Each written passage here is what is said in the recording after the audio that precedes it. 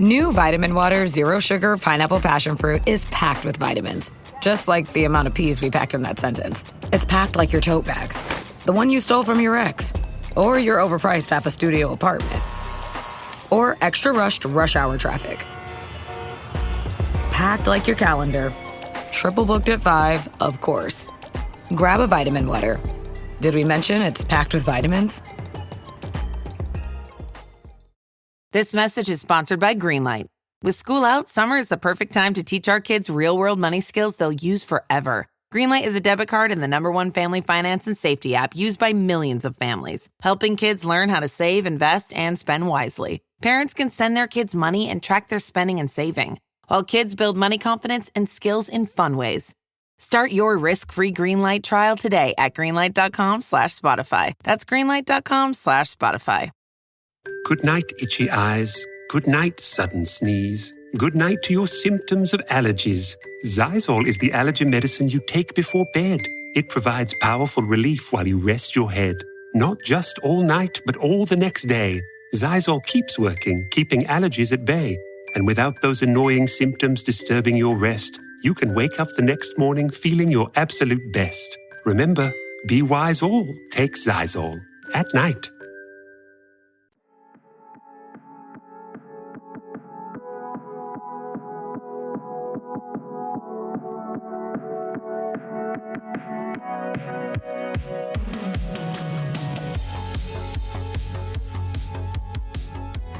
Hello and welcome back, Spacefarers, to episode 5 of the unofficial Intergalactic Heretic Prophet podcast. I'm your host, Andrew Zink, and for episode 5, we're going to talk about what the combat might look like in this game, and we'll start off by talking about firearm combat. So again, with all this, we don't know too much, but, we're just going to go through what we do know and talk about what some of it could be like. So super curious to see what everyone's thoughts are on this and, what more comes out in the coming months and hopefully not years, because hopefully we'll have a game soon enough for that, but we'll find out. So yeah, starting with firearms in this. So in the trailer of the game, you can see Jordan pick up and equipped on a thigh holster what looks like a submachine gun. So again, it's never fired, but it does look like it's some sort of a submachine gun, at least as we would know in some of the universes that we've seen. But it could also be some sort of a pistol, or maybe a semi-automatic pistol, maybe an automatic pistol. We just don't know, but she definitely has the gun. And so you see her pick it up kind of in that area right before her cockpit where she enters that. And she's still talking to AJ. And in one of the previous episodes of this podcast, I mentioned how Jordan was kind of waving the gun around during the conversation. So again, she's demonstrating just a lot of proficiency and confidence with it. So here's one of the very first questions I think it's important to ask about this submachine gun. Will the players get to use it?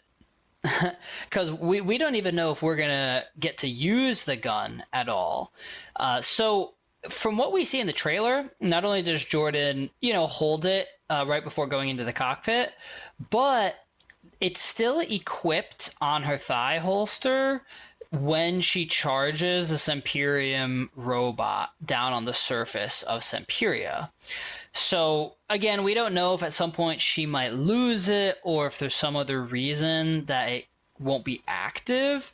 And I'm going to get to that in a second.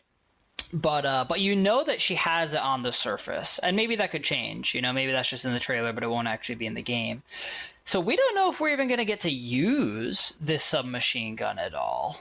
So that's going to be interesting to find out. Hey, if anybody has any thoughts on that, drop it in the episode comments, or reach out to us on Blue Sky, or join the Discord channel, or anything. Let us know what you think. So the next question I have about the submachine gun, and really you could say this about any of the other guns that may or may not be in the game, but what ammo is it going to use? And, is it going to be bullets, or are they going to be space lasers? Is it going to be like a cool sci-fi sort of laser gun or energy weapon, or is it going to be more traditional bullets that you use for this submachine gun? And again, this could impact whether or not you get to use the gun at all, because if the submachine gun is using some sort of bullet or some sort of ammo that you don't have access to on Semperia, then obviously you're going to have an empty weapon for the entire game. So I don't know. I guess that could be a little bit of a bummer to have a cool looking weapon that you're not going to be able to actually use for the game, but could make us more curious about what the rest of the world is, or a world meaning the rest of the lore outside of this game if there's ever a sequel. So yeah, what kind of ammo will it use? That's another interesting question. And another question to ask from that is, how would the ammo collect? There's a couple different ways this could happen, right? I mean, it could be more traditional types of ammunition collection, where it's like you are literally finding ammo on the ground after you defeat enemies, or in chests or boxes, or maybe you can craft ammo. Maybe that's possible. There's definitely a lot of games where you can craft ammunition. That ends up being the case in The Last of Us. After you unlock certain things. So yeah, there's really a couple different ways this could go. One thing I think of is, I remember when I played Mass Effect 1 when I was, a lot younger, and in Mass Effect 1, there was unlimited ammo for every single gun. You weren't counting ammo, you weren't picking it up. Every gun just had unlimited ammo, but it was offset by overheating. So if you just shot your gun too much or a lot, the gun would overheat and you have to let it cool down. And that was kind of the way of, just controlling how much you could fire. So, maybe that's a possibility. But then when you got to Mass Effect 2, and then they kept this for Mass Effect 3, they switched over the ammo system to collecting thermal clips that you could find, from enemies, or again, in storage crates or whatever. And so thermal clips were really everywhere, and they were a universal ammo that worked for all guns. So while you technically did have to keep track of how much ammo you had, it was pretty hard to run out in Mass Effect 2 or 3. So yeah, I'm curious, if you can use guns on this world and in this game, how is that going to work? And we still don't have any information on it, but it's definitely interesting to think about and talk about. And another thing that I was thinking about with the thermal clips is that it's a really easy, it's a universal easy way to just have, ammo collection in the game, but you don't have to sweat about it. You don't have to really think like, oh, I'm going to run out, and have it kind of just be a damper on your gameplay at all. So one other thing about ammo collection, and this is part of the lore that we know about the game. So if Semperia is a planet, right? If Semperia is isolated and no one has been heard from in 600 years from Semperia, where would you even be able to find ammo for your guns? And again, so it just brings us back to that same problem of, would you even be able to use the gun, even if in this world there's universal ammo that are thermal clips? Would Semperia have any of it on it? What if it was invented 300 years ago and no one has come back from Semperia in 600 years? So Semperia just might not have any of those universal ammunition on it at all. So yeah, I'm really curious to see what happens with all that. I have one final note here on guns. Would there be other guns that you can find beyond the submachine gun that you see? And if so, what would there be classes for the guns? And, would you be able to level up your character like in Mass Effect, where it's like, there's an infiltrator class that's a little more stealthy and focuses towards submachine guns and snipers? Or would you be able to be a vanguard class that focuses more on shotguns and assault rifles, or, other types of heavier weaponry? And yeah, if there's more guns in the game, is there going to be more choice between what you have in the guns, like in Mass Effect or many other games where there's lots of choices between firearms?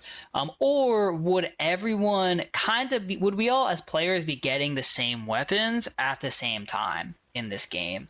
Because that's another possibility too. And that's really how The Last of Us is. And there's other games like that where, for the most part, everyone who plays the game, you're all getting the same weapons at the same time in the game. And I mean, I'm not even sure if it's possible to miss certain weapons in The Last of Us. I suppose it might be on a couple of them, but I'm really not even sure about that. So yeah, I mean, and this is, we just don't know this, but I think it would be so cool if, there were a lot of different types of guns. And again, you could just go through different classes, have different perks, different character traits that you could choose as you level up, or I don't know, different items you could find to customize your character and how you choose your loadout to be. And, they did say, I think it was Neil Druckmann, who, he said that this is going to be like one of the deepest games in terms of player choice or player freedom that they've ever had. So I don't know, like, is that going to apply to the weaponry and the combat? We just don't know yet, but it would be super cool if it did. And either way, and here's another possibility just as far as guns that I want to say. I mean, it's possible that, the guns that Jordan is bringing to Semperia, she won't be able to use, but that the Semperians have their own weapons that you can eventually obtain. And you have to figure out how to use those. So that's something that could be really interesting and cool to come across. And there might be some sort of, like a training sequence that you have to go through. There might be an adaptation period of discovering the different types of weapons. We just really don't know. And one of the things that is a bit unfortunate from the trailer is just that you only get to see the Semperium robot with a melee weapon. So it's very possible that the Semperium robots have ranged weapons at different points throughout the game. You just don't see it in the trailer. And if so, I mean, maybe Jordan can make a makeshift ranged weapon from the Semperium robots that you defeat. So yeah, as of right now, we just don't know anything more beyond everything we've talked about here. But yeah, it'd be super cool if there were sniper rifles, submachine guns, pistols, just different types of weapons that you could use, or other types of guns, almost like bow and arrow equivalents, like in The Last of Us, or crossbow equivalents, things like that. But they're, redesigned to be a sci-fi weapon. So that would all be cool. Hoping for all of that. But I think that's all we got for now as far as guns. So next, we can move on to melee weapons. So to start with melee weapons, obviously we have to mention the red sword that is in the trailer and that, Jordan's holding on the cover of the game. And it's like one of the main photos and focuses of the game's marketing so far. So, this red sword is going to be in the game.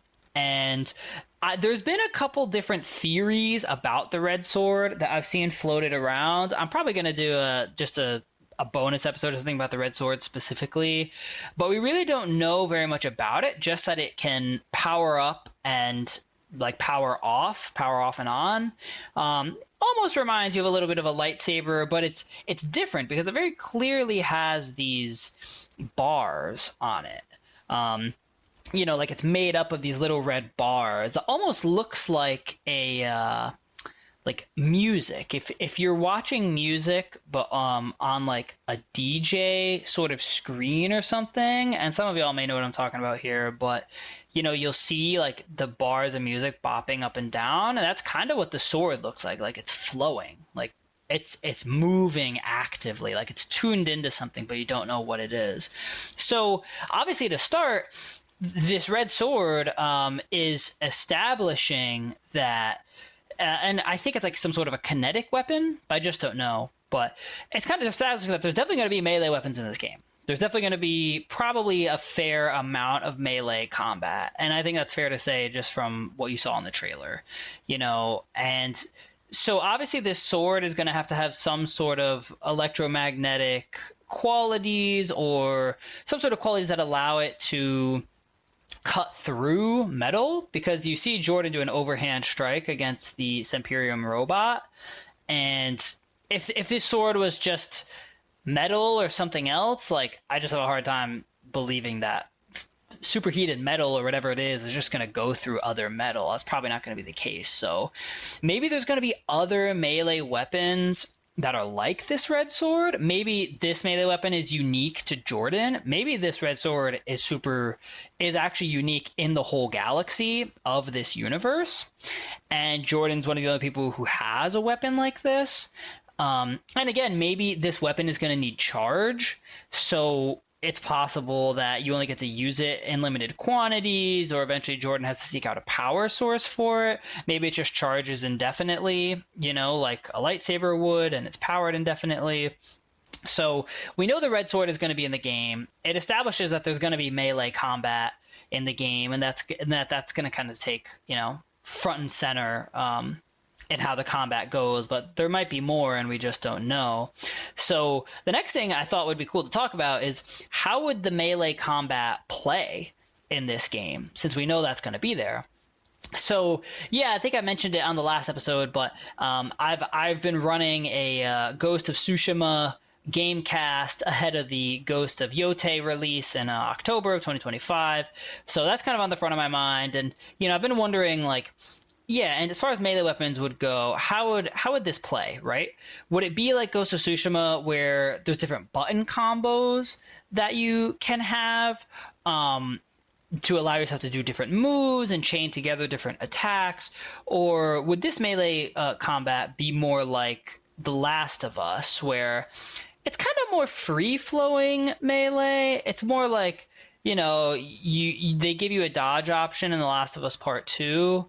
But other than that, there's not really a formula to have to use. Whereas in Ghost of Tsushima, there definitely sort of is. I mean, you don't have to, but, there's different types of enemies. There's shield soldiers, there's soldiers that are carrying long spears, there's brutes, and then there's swordsmen. And with each one of those types of enemies, there's a different stance that you can shift into. And then there's a whole technique tree and Ghost of Tsushima that you can unlock along the way that'll give you different moves to use with different button combos against those types of enemies.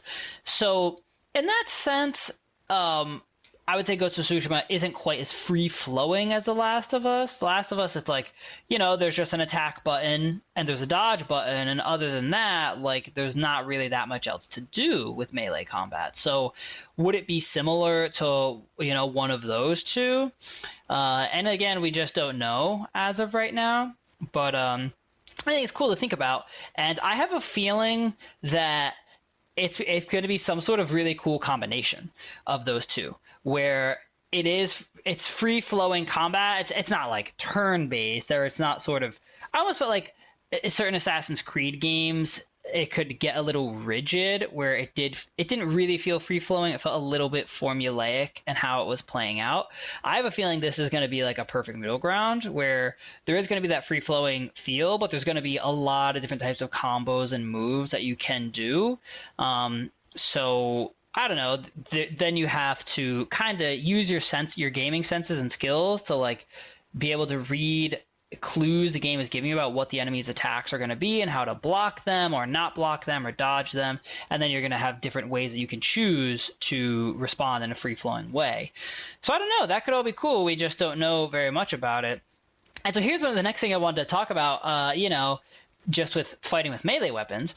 How would melee fighting be impacted by fighting robots on Semperia, as we already know from the trailer we're going to be, as opposed to fighting humans or infected in The Last of Us? Because that's a pretty big difference if you think about it. Robots, I mean, and especially the robot you see in the trailer, it's a pretty huge machine. So I would have to think, that Semperium robot could do a lot of damage in close quarters, and that would be very dangerous.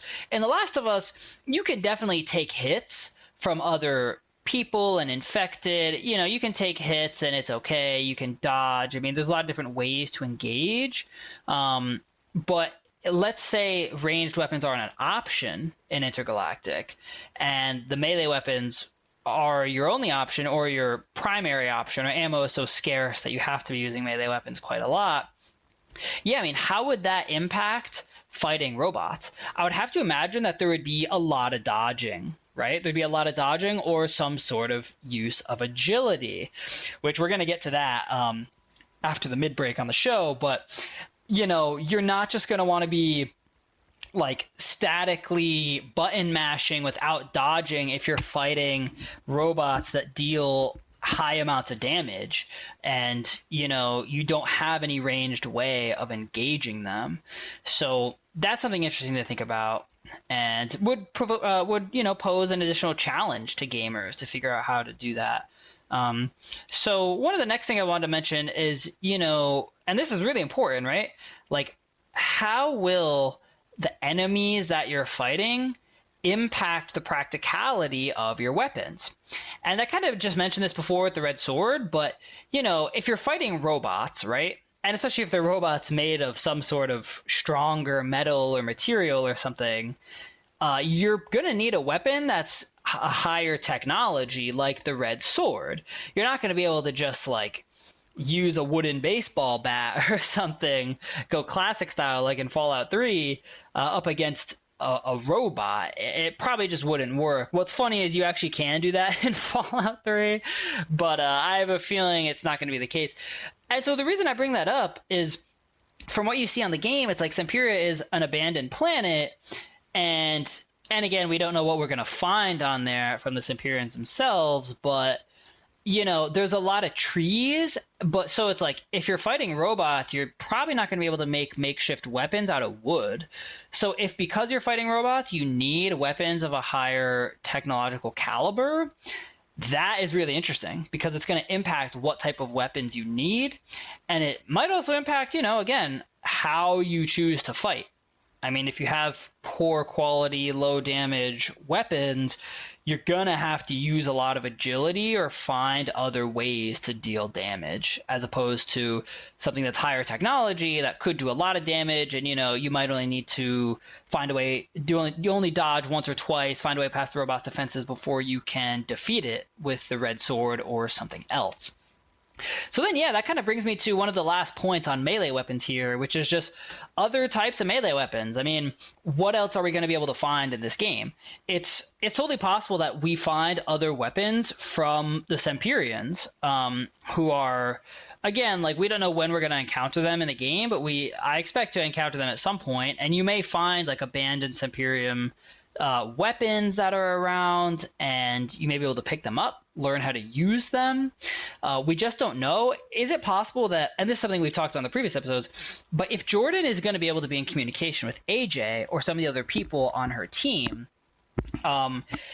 is she going to be able to get like supply drops of different types of red weapons throughout the game, like the red sword, but it's like, a red dagger or some sort of other melee weapon that you can use? We just don't know that yet. And maybe it's possible that you'll find other downed ships from people who've never returned from Semperia, and you'll find non-Semperian melee weapons that these other bounty hunters or various people, treasure hunters, whoever they are, people coming to Semperia, left behind. And then, maybe it's possible that you do create some sort of makeshift weapons throughout this game. And, we just have no way of knowing what that would be. But maybe there's some sort of workbench option where it's like you can gather supplies from destroyed Semperian robots or buildings or, things like that. And then maybe you can find schematics and you can manufacture your own new melee weapons.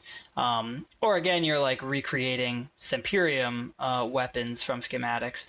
So we just don't know. I mean, there's a lot of potential here for what the types of melee weapons could be. But for now, I think we've mostly covered all the speculation on, what the melee weapons could be. I'm hoping to, as I mentioned before, just do a bonus episode on just the red sword, just to speculate about it and talk about it. But because it's kind of just iconic for the game so far. But I think that wraps up melee weapons. So at this point, we are going to go to the mid-break. I am going to teleport us over there. Heather is a nurse practitioner from United Healthcare. We meet patients wherever they live. During a house call, she found Jack had an issue. Jack's blood pressure was dangerously high. It was 217 over 110. So they got Jack to the hospital and got him the help he needed. He had a stent placed in his heart, preventing a massive heart attack. If it wasn't for my guardian angel, I wouldn't be here. Hear more stories like Jack's at UnitedHealthcare.com. Benefits, features, and/or devices vary by plan, area, limitation, and exclusions apply. This is an ad. I hate ads! An Subscribe for crisp, refreshing Angry Orchard hard cider. That is refreshing. And ad that interrupted your podcast. I hate being interrupted! To remind you to stop being angry at me and crack open an Angry Orchard. That's a good idea. Don't get angry! Get Orchard. Angry Orchard Cider Company, LLC. AngryOrchard.com. Please drink responsibly. Angry Orchard is a hard cider with other natural flavors. Okay, and welcome to the mid-break, everyone. Since our last episode, at least as far as I know, we don't have any new reviews to read off. I just want to give a note on some of the listeners on this podcast. You know, given that there's no release date on this game, there's not even a release date for the release date. There's truly just very, very little to go off when this game is going to come out. I've been pretty surprised at how many people have been listening to this podcast and checking out the episode. So just want to say thank you all for that. And I will keep putting out podcasts for this, you know, as much as I can. I'm having a lot of fun doing it. As you all know, I'm doing the Ghost of Tsushima Yotei Gamecast, and Ghost of Yotei comes out in the next couple months, so I've been putting a lot of time and effort into that, but I love Intergalactic so far, and I'm excited to keep putting out content for it. So, yeah, for the mid-break of this show, we have two segments for the mid-break that we always do. We do the Reddit chatter, just something we've seen about on the Intergalactic subreddit that I'll just read off, and then something we're excited for about the game. So I'll start with the Reddit chatter. So, yeah, I saw something recently from a user named SilentAd3862. And so what they did is they posted a Cowboy Bebop fight video. And so it's just like a clip from, you know, Cowboy Bebop and a fight scene from it. So I mentioned this before, and I'm definitely going to do an episode about Cowboy Bebop and how it might impact and influence Intergalactic. But, you know, Cowboy Bebop is an anime show from the 80s or 90s that just apparently Intergalactic draws a lot of inspiration from. And so it's kind of like a space cowboy sort of show. So the post from Silent Ad and along with the video, it says, "I loved Cowboy Bebop fight videos. I can see Intergalactic combat being like that." And so then the rest of the post is kind of about how the combat would be serious, like in The Last of Us or Uncharted, but at the same time, there could be a lot more martial arts.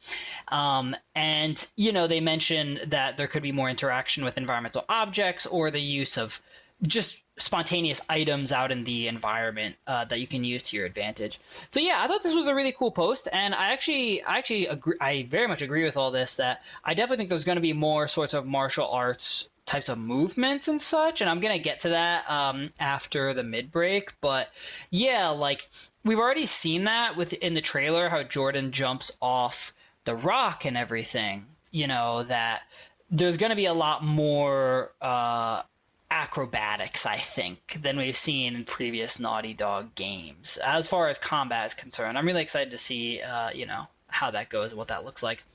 And yeah, I'm excited to see like how in the fight scenes it relates to Cowboy Bebop. So yeah, I'll do a Cowboy Bebop episode at some point in the future. But cool post, Silent Ad. Thanks for adding something to the community.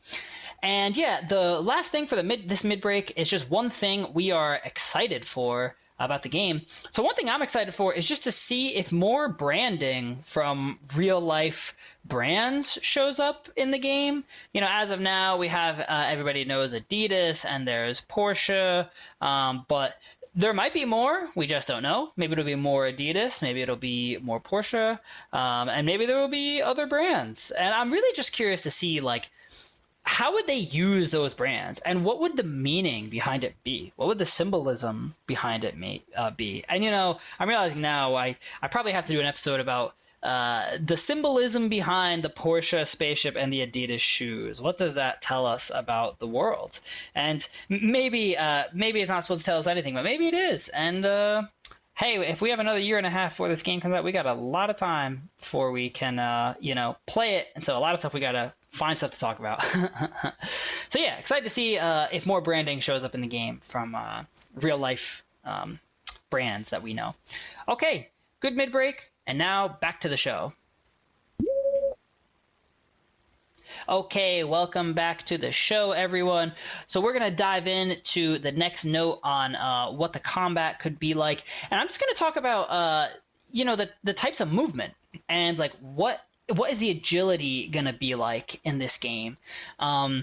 So, there's just some things I want to mention with this. I mean, in the trailer, obviously the number one thing we have to go off is that you see Jordan leaping off the rock to attack the Semperium robot. So obviously that tells us right away that there's going to be just there's going to be more acrobatics, that's going to be an option. You can leap off of objects. I mean, maybe you can jump over the head of robots. Maybe you can disappear under their legs. I mean, we just don't fully know the scope of this, but it does seem like that's going to be more of a built-in part of the combat. And I'm really excited to see what they do with that. And obviously, I mean, one of the number one game franchises that kind of brought this to the forefront was Assassin's Creed, right? And what was interesting about Assassin's Creed is that, you could like jump off of roofs or assassinate enemies out of hay barrels or, other things like that. But as far as being able to use agility mechanisms in combat, I don't think that was like, I felt that could still be kind of static, where it was like once you're on the ground and you're engaged, you're then just like using your various fight moves and such, but you can't really like leap over people's heads in Assassin's Creed or anything. So maybe you'll be able to do stuff like that in this game. And there might be a lot of sort of parkour movements, or it's like you can be jumping up and off walls, or, you again using the environment and the just surrounding areas to your advantage as far as using agility. So and it'd be super cool if like you could parkour off a wall or, off another object, and while you're in the air, like hit an attack button on your controller and do damage from the air like that. And that could be almost a sort of revolutionary type of, and like fighting engagement and how you engage enemies in this game. So that could be really cool. And yeah, I mean, again, I just wanted to compare this to The Last of Us. I love The Last of Us. I wouldn't really say that like there's a lot of agile combat in The Last of Us. It's more using a system of, there's obviously a lot of stealth, but then when you're engaged in combat, you're, kind of taking cover. It's a very cover heavy game, which makes sense. It's very realistic, or at least it tries to be. And in The Last of Us Part 2, it definitely scale up a lot in what you can do. I mean, in being able to crawl under objects, there's just a lot more that you can do. And like the leaping over barriers is kind of just faster, it's more efficient, I felt anyway. But you still can't really like parkour off of objects. Like it seems like you're going to be able to in Intergalactic. So I'm really excited to see how they, level that up and take it one step further than what we've seen so far. And yeah, one of the things I wanted to mention is just if there's going to be other types of aerial options that you can use as part of this agility, like leaping from trees or rocks. I mean, and again, is stealth going to be a part of that? I'm going to get to that in a second, but so that's just interesting to think about. And here's another thing. Are you ever going to be indoors in this game? Because if you think about it, whether or not you're indoors or outdoors is going to heavily affect how often you could be using acrobatic abilities. Because if you're inside, then you could be, jumping off of walls, or you could somehow maybe Jordan's sneakers can they have like a gravitational ability to allow her to walk on ceilings, and that'll give her an ability to use. I mean, maybe fights can happen inverted on ceilings in this game, and we don't know enough about it yet to know whether or not it's going to be the case. But how would that impact combat? That could be really cool. And actually, one of the games I wanted to mention was just the Batman Arkham games, where that's just a great example of how it's like, you can, if you're indoors, there's so many different ways to get through a map in Arkham. in the Arkham games, where it's like, you know, you've got different types of weapons and you can perch up above the map, above the enemies, and just see and just plot out different ways to defeat them. So that's another interesting question. Are you going to be indoors or outdoors for this game? It makes you think it's going to be outdoors because you're on an abandoned planet, but I have to imagine you're going to be indoors at some point. So I'm really curious to see what happens with all that. So, yeah, and here's one of the last things I wanted to mention. Hey, I mean, how would all of this feel in combat, right? Like, are you going to be able to dodge in a cool way? Can you go through the robot's legs? Can you leap over, the enemy's heads like Jedi in Star Wars? Are you going to be able to climb up on enemies? I mean, are you going to be able to like actually scale this Imperium robots themselves to then like do an attack on their head or some other mechanically important part of their, machinery that will help you do more damage? So we just don't know any of that, but all that would be pretty cool if there's a way you could do that. And then I kind of mentioned this before, but I mean, will we unlock other options throughout the game for combat and for agility? And here's one I thought of, like dropping out of your ship. I mean, is it going to be possible that you can ever drop out of the ship or do some sort of other cool ability that allows you to drop onto enemies from above? So yeah, I mean, I think there's a lot of potential for agility and acrobatics in this game. And I really strongly feel like, they've given us that for a reason in the trailer and showing us Jordan leaping off the rock. So I'm curious to see what they do with it. And yeah, I only have one final subject here on, what the combat might be like. And that is about stealth combat. I mean, is there going to be stealth in this game? Is that going to be a factor? Obviously, again, we all know that The Last of Us, stealth in The Last of Us is just one of the key core elements of the game. It's kind of what makes it what it is. I loved stealthing around in The Last of Us. I thought it was a lot of fun. I love combat too, there was stealth combat where it's like, there was assassinating enemies, figuring out different ways you could sneak past them or you could engage them in stealth. And you could also use ranged weapons in stealth in The Last of Us. And in The Last of Us Part 2, when you can get the pistol silencer, oh my God, that was my favorite. That's one of those things where, like, I love The Last of Us Part 1, but a part of me might struggle to go back to it because I'd be like, how can I live without the pistol silencer and the dodge mechanic? So, yeah, what would the stealth combat be like in the game? Would it be cover-focused? Or kind of would it be more like Ghost of Tsushima, where in Ghost of Tsushima, honestly, I didn't feel the stealth was great in Ghost of Tsushima. I don't think it's meant to be super realistic, but there's like lots of tall grass that you can like hide in. There's other ways you can sort of conceal yourself. In both Ghost of Tsushima and The Last of Us, you can dive underwater and hide underwater. So is that going to be an option? Is swimming going to be an option in this game? Are there going to be bodies of water? We just don't really know any of that yet. But it's interesting to think about how stealth could play a role in this game. And if you're using stealth, what is your weapon? Would you be using the red sword? Is the red sword too loud to turn on? Would you then discover something quieter to use to deactivate the robots or defeat the enemies? Again, we just don't know any of that, but I think I have to imagine there would be a smaller scale weapon, like some sort of a dagger type of weapon that's quieter that you could use along the way. So that's interesting to think about. And then, for the stealth combat, what would places to hide be? I mean, would it be cover focused, like in The Last of Us, or would you be able to crawl underneath objects like you can in Last of Us Part 2? Or would there be like tall grass that you can hide in like in Ghost of Tsushima? Would you be able to hide up in trees in above enemies in Intergalactic? Yeah, we just don't know, but I think it's cool to speculate and think about all that. I mean, I remember in Assassin's Creed 3 when that came out, how crazy it was to play as Connor and be able to like go through trees and forests in America, and how cool that was, because that felt so new. Throughout most of Assassin's Creed up to that point, you just leapt off buildings and was mainly building focused, and you could like scope. No one ever saw you looking down at them from above.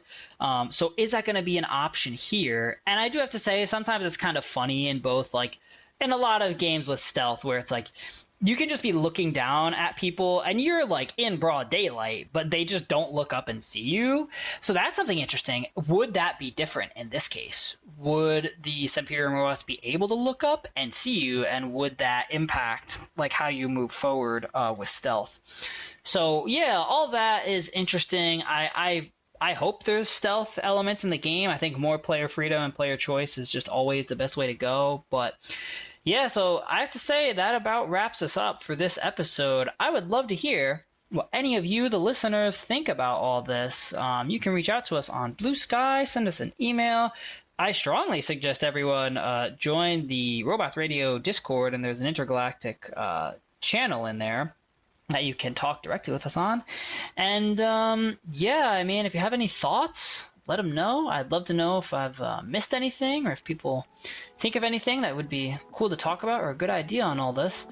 So, all right, with all that being covered, just want to thank you all for listening and wish you the best until our next episode. See ya, everyone.